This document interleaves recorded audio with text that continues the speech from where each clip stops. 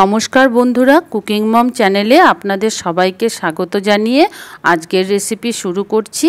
আজকের রেসিপি হচ্ছে আম পান্না।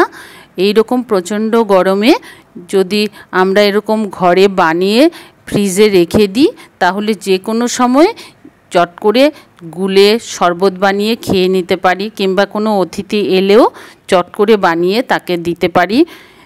এভাবেই আজকে বানিয়ে নিয়েছি, আর স্টোর করাটাও আমি দেখিয়েছি, আপনারা দেখতে থাকুন। এখানে কিছু আম আমি নিয়ে নিয়েছি।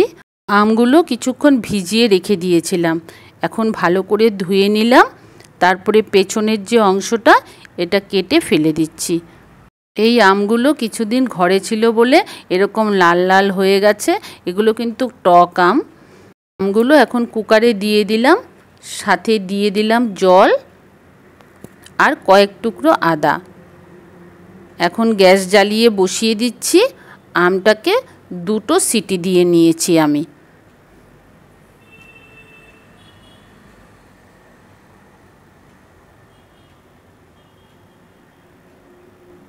এখন দুটো সিটি পড়ে গেছে আর নিজে নিজেই কুকারের ঢাকনাটা খুলে গেছে।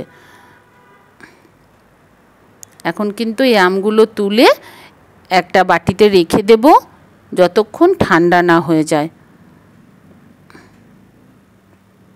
সাথে আদার টুকরোগুলোও রেখে দিলাম।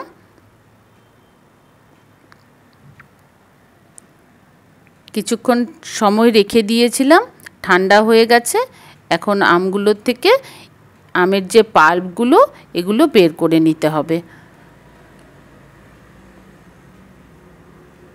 একটা চামচ দিয়ে এভাবে আমি বের করে নিচ্ছি। পুরো সবগুলো আমের পাল্পই কিন্তু বের করে নিয়েছি।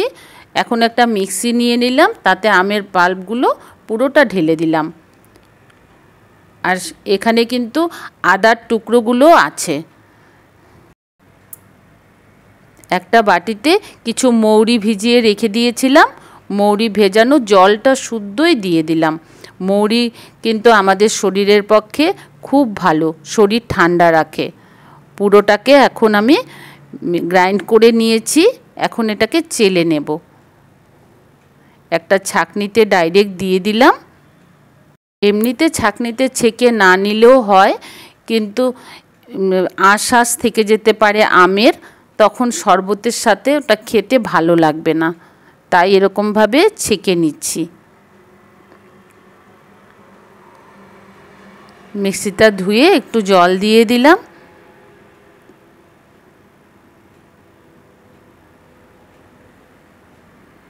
দেখুন কতটা আঁশ বেরিয়ে এসছে। এটা ফেলে দিলাম।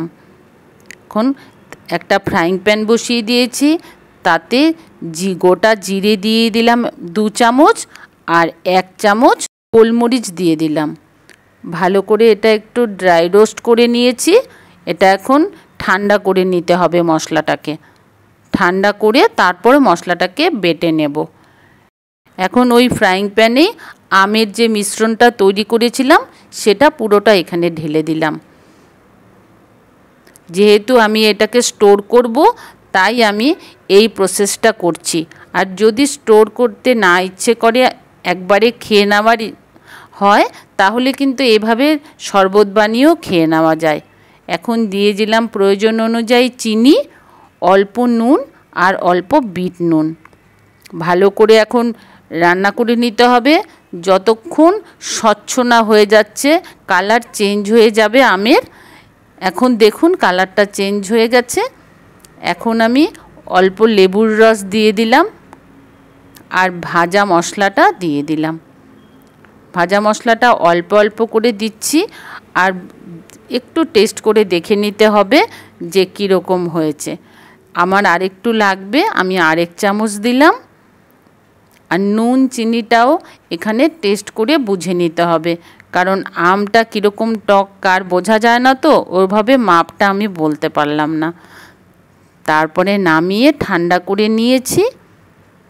এখন একটা কৌটোতে ভরে রেখে দেব।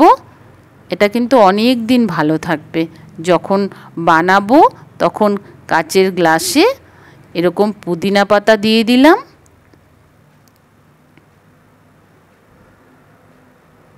আর অল্প কয়েকটা বরফের টুকরো দিয়ে দিচ্ছি।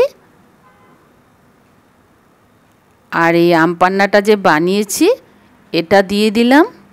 ভিডিওটা যদি এখন পর্যন্ত ভালো লেগে থাকে তাহলে একটা লাইক করে দেবেন আর চ্যানেলটিকে সাবস্ক্রাইব করে আমার পাশে থাকার অনুরোধ জানালাম। এখন 2 চামচ করে আম পান্না দিয়ে দিলাম। আপনারা যে যেরকম টক মিষ্টি খেতে পছন্দ করেন সেই অনুযায়ী দিয়ে নেবেন। এখন ঠান্ডা জল দিয়ে দিলাম। তৈরি হয়ে গেল আম পান্নার শরবত। খুব একটা ইজি রেসিপি, আর বানিয়ে রেখে দিলে চট করে তৈরি করে নেওয়া যায়। ভিডিওটা কেমন লাগলো জানাবেন। ভালো লাগলে অবশ্যই লাইক করে দেবেন। ভালো থাকবেন। আবার আসবো নতুন কোনো রেসিপি নিয়ে। ধন্যবাদ।